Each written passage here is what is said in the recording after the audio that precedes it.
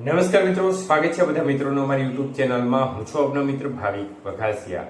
તો મિત્રો, ખાસ કરીને આ વિડીયોના માધ્યમથી આપણે વાત કરવાની છે કપાસ બજાર અંગે. તો કપાસ બજારમાં અત્યારે તેજી જોવા મળી રહી છે, તો આગામી વર્ષે પણ શું તેજી યથાવત રહેશે કે નહીં તે વિશેની વાત કરીશું. તો જે પણ મિત્રો નવા છે તે ચેનલને સબસ્ક્રાઇબ કરી લેજો અને ખાસ કરીને ફેસબુકના માધ્યમથી અમારી માહિતી જોઈ રહ્યા હોય તો ફેસબુક પેજને પણ ફોલો કરી લેજો. તો મિત્રો, ખાસ કરીને આપણે જોવા જઈએ તો પાછલા 4 વર્ષની સ્થિતિમાં કપાસની બજાર છે તે એવરેજ ડાઉન રહી છે, જેના પરિણામે કપાસ જે પણ ખેડૂત મિત્રો વાવેતર કર્યું હતું તેમાં ઘણા ખરા ખેડૂત મિત્રોને નુકસાન સહન કરવાનો પણ વારો આવ્યો હતો, જેના પરિણામે કપાસથી જે ખેડૂતો છે તે વાવેતરથી દૂર થતા જોવા મળ્યા હતા. ત્યારે આ વખતે પરિસ્થિતિ એવી બને કે અત્યારે માર્કેટ છે તે લગભગ 2000 નજીક પહોંચી છે. અમુક યાર્ડોમાં 2000 રૂપિયા સુધીના ભાવે પણ કપાસ વેચાઈ રહ્યા છે અને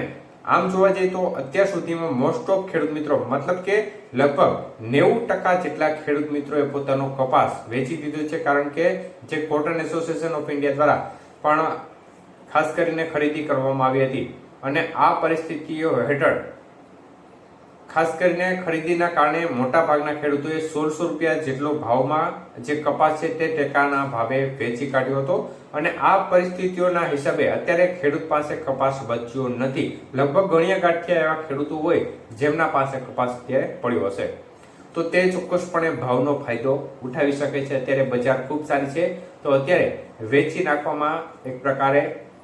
સારી વાત ગણી શકાય. અત્યારે આમ જોવા જઈએ તો હજી પણ ઘણા ખેડૂત મિત્રો પાસે જે કપાસ પડ્યો છે તે 2200 થી 2500 રૂપિયાની રાહમાં બેઠા છે, પરંતુ અત્યારે આ ભાવ સારો ગણાય, અત્યારે બજાર ઊંચી ગણાય, એટલે આ સંજોગો દરમિયાન તેમની પાસે જો કપાસ પડ્યો હોય તો વેચી નખાય અને સારા ભાવનો લાભ લઈ શકાય. પરંતુ મિત્રો, હવે સ્થિતિ કેવી બનશે એ જોઈએ તો ખાસ કરીને અત્યાર સુધી આપણે જોયું કે કપાસ છેલ્લા 4 વર્ષથી બજાર છે તે ખૂબ નબળી જોવા મળી રહી હતી અને આના પરિણામે વાવેતર છે તેમાં પણ નોંધપાત્ર રીતે ઘટાડો થયો હતો અને કપાસ વાવેતર કરતા ખેડૂતો છે જે અન્ય પાકો તરફ વળ્યા હતા. તો આ વખતે હવે બજાર સારી થવાને કારણે ઘણા બધા ખેડૂત મિત્રોના મન ફેર થશે અને તે અન્ય પાકો તરફ વળ્યા હતા તે ફરીથી કપાસ વાવવાનું નક્કી કરશે. અત્યારે એવી સ્થિતિ બનશે કે હવે વાવેતરનો સમયગાળો પણ નજીક આવી રહ્યો છે અને આ સમયગાળા દરમિયાન કપાસની બજાર ઊંચી જવાને કારણે બિયારણ છે તે ગોતવા મોંઘા પડશે. ખેડૂત મિત્રોને કપાસનું બિયારણ છે તે આ વખતે મોંઘું પડવાનું છે, કારણ કે અત્યારે કપાસની બજાર ઊંચી ગઈ છે તો બજાર છે તેમાં જે ડિમાન્ડ છે તે પણ વધવાની શક્યતાઓ છે. ખેડૂત મિત્રોની વાવેતર વધવાની પણ ધારણા દેખાય છે. એટલે એવું જરૂરી નથી કે આ વર્ષે કપાસના ભાવ વધ્યા એટલે આવતા વર્ષે પણ સારા ભાવ રહેશે, કારણ કે આ વખતે સ્થિતિ એવી બની કે વૈશ્વિક પરિસ્થિતિઓ છે તેનો માહોલ છે તો તે થોડો ખરાબ જોવા મળેલો છે અને આ પરિસ્થિતિઓના કારણે બજાર છે તેમાં એક પ્રકારે જોરદાર તેજી જોવા મળી રહી છે. પરંતુ આગામી વર્ષે આટલી તેજી જોવા મળે તે શક્યતાઓ ઓછી દેખાઈ રહી છે. જો વૈશ્વિક પરિસ્થિતિઓ આગામી વર્ષે પણ અનુકૂળ નહીં રહે તો બજાર રહી શકે છે, પરંતુ હાલની સ્થિતિ પ્રમાણે જોવા જઈએ તો આગામી વર્ષે પણ આ પ્રકારના જ ભાવ મળે તેની કોઈ ગેરંટી નથી. એટલે ખેડૂત મિત્રોએ વાવેતર કરતા પહેલા આ વાતને ખાસ મનમાં લઈ લેવી અને ત્યારબાદ જ જે વાવેતર છે તે કરવું, કારણ કે આ વખતે